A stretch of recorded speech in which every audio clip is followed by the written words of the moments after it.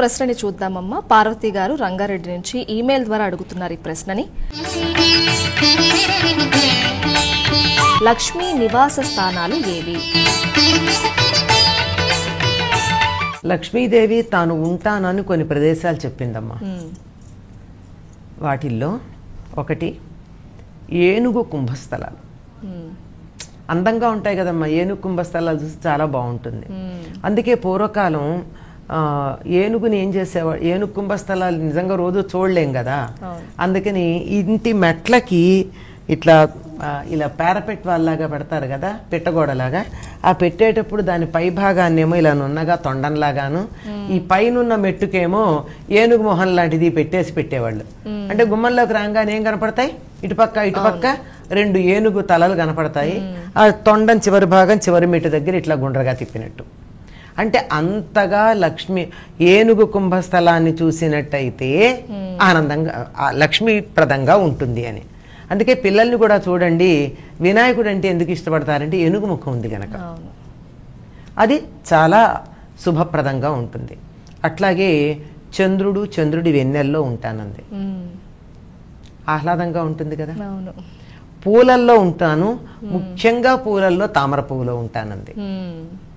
అందుకే ఏ ఇంట్లో అయితే పూల అలంకరణ చేస్తారో అక్కడ లక్ష్మీప్రదంగా అనిపిస్తుంది. అందుకే శుభకార్యాలన్నింటిలోనూ పూలదండలు ఎందుకు కడతారండి, డబ్బు దండగండి, ఆడవాళ్ళు పూలు ఎందుకు పెట్టుకుంటారండి అంటే, ఇప్పుడు ఆడవాళ్ళు, పూర్వకాలం మగవాళ్ళు కూడా పెట్టుకునేవాళ్ళు. ఎందుకు పెట్టుకుంటారండి అంటే శుభప్రదం గనక, లక్ష్మీప్రదం గనక. పువ్వులు ఎక్కడుంటే అక్కడ అప్రయత్నంగా నవ్వు ముఖం వస్తున్నారు అదా చెప్పండి అమ్మ, పూలను చూస్తే వస్తుంది. అలా మామూలుగా ముడుచుకున్న వాళ్ళ మొహం కూడా అని ఆనందంగా అనిపిస్తుంది కనుక పూలల్లో ఉంటానని చెప్పింది.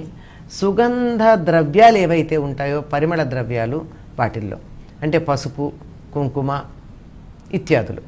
అందుకే మీకు ఏదైనా పెళ్ళికి కానీ దేనికి కానీ ఒక పూజకు కావాల్సిన వస్తువుల పట్టిక రాయండి అంటే మొట్టమొదటి ఏం రాస్తారమ్మా, పసుపు కుంకుమ రాస్తారు. మన ఇంట్లో నిత్యం వంటింట్లో పోపుల పెట్టిలో కూడా ఉంటుంది కదా పసుపు, ఉంటుంది. ముఖాన కుంకుమ పెట్టుకున్నా పెట్టుకోకపోయినా దేవుడి దగ్గర కుంకుమ ఉంటుందిగా, వీళ్ళు పెట్టుకోవచ్చు పెట్టుకోకపోవచ్చు, దేవుడి దగ్గర అయితే ఉంటుంది కదా. పసుపు కుంకుమ లేకుండా ఉండవి, అయినా సరే తప్పనిసరిగా పసుపు కుంకుమ కొంటారు శుభకార్యానికి. ఇంటికి వచ్చినటువంటి వాళ్ళకి పసుపు కుంకుమ ఇస్తారు.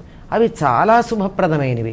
నేను నీకు పసుపు కుంకుమ ఇచ్చాను అంటే నేను లక్ష్మిని నీకు ఇస్తున్నాను, మా ఇల్లు లక్ష్మీప్రదంగా ఉంది, నీకు కూడా లక్ష్మిని ఇస్తున్నాను అనేటటువంటి ఒక శుభ భావన ఆ పసుపు కుంకాలు ఇవ్వడంలో మనకి కనపడుతూ ఉంటుంది.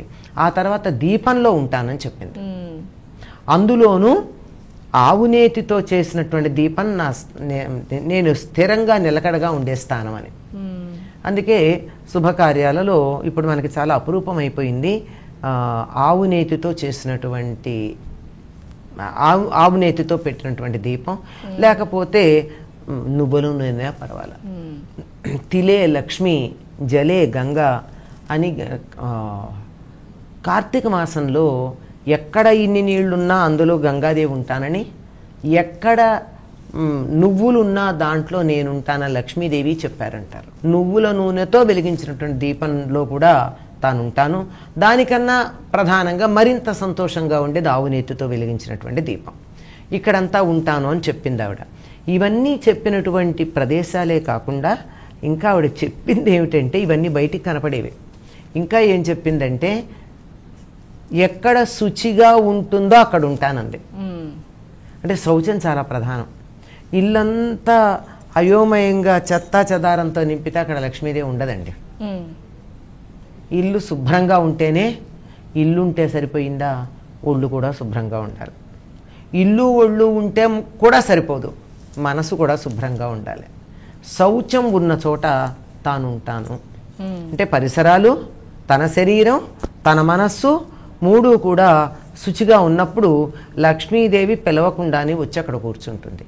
ఎందుకు అంటే, ఎవరన్నా మన ఇంటికి వచ్చారనుకోండి అతిథులు, మనం గౌరవించేవాళ్ళు, వాళ్ళు వస్తే కూర్చోండి అంటే అంతా చెత్తా చెదారం ఉంటే మళ్ళీ వస్తానులే అమ్మా అని చెప్పి వెళ్ళిపోతారు.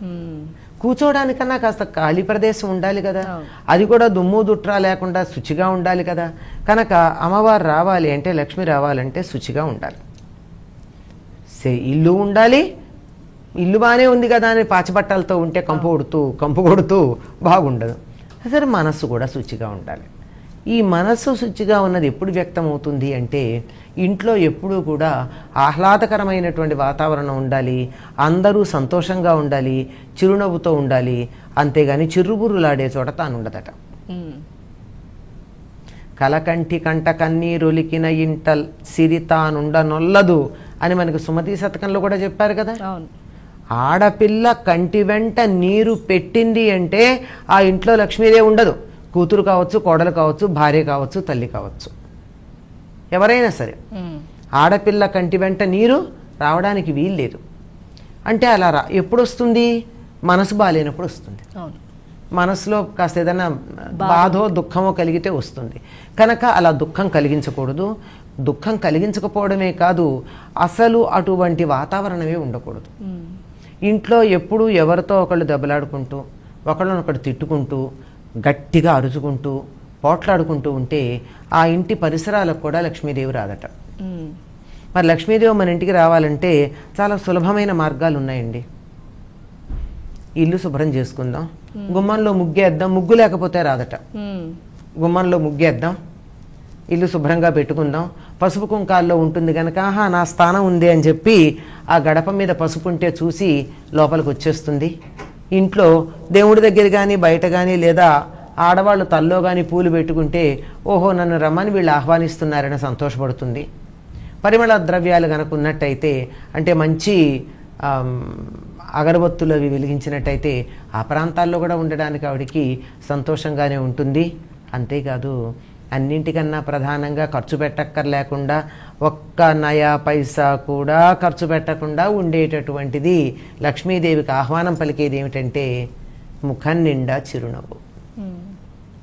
చిరునవ్వుతో ఉండాలి, శుచిగా మొహం కడుక్కుని ఉండాలి. ఆడవాళ్ళైనా మగవాళ్ళైనా కడుక్కుని ఉండాలి.